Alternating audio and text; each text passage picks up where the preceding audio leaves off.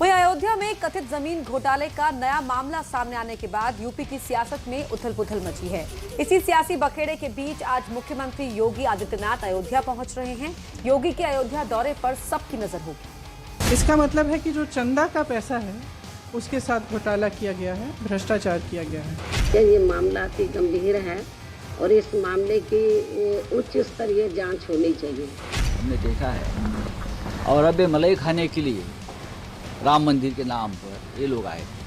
मुख्यमंत्री जी को कल जैसे ही पता चला तुरंत उन्होंने कार्रवाई के ऑर्डर्स कर दिए हैं। आस्था पर सियासत नई बात नहीं है, लेकिन मौका चुनावी हो और सवाल भ्रष्टाचार का हो तो सियासी बवंडर उठना लाजमी है।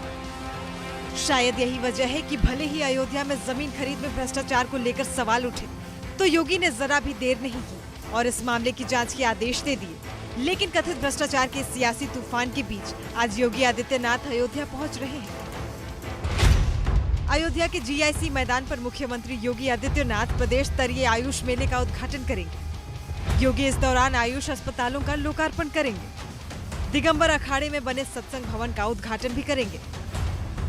इसके अलावा वो रामलला के दर्शन करने भी जाएंगे। लेकिन लोगों के मन में सबसे बड़ा सवाल यही है कि क्या अयोध्या में वाकई जमीन खरीद को लेकर भ्रष्टाचार हुआ। प्रियंका गांधी ने जो आरोप लगाए उसके मुताबिक अयोध्या में बीजेपी से जुड़े लोगों ने नियम तोड़कर दलितों की जमीन खरीदी।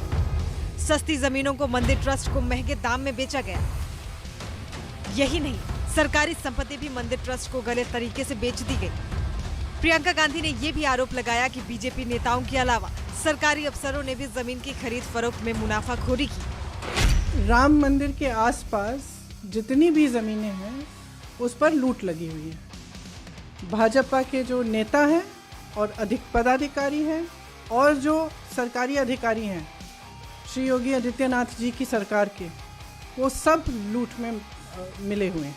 मैं इतना स्पष्ट कर देता हूं कि कोई भी अवैध काम हुआ होगा अयोध्या के जमीन के ऊपर तो उस पे सख्त से सख्त कानूनी कार्रवाई की जाएगी।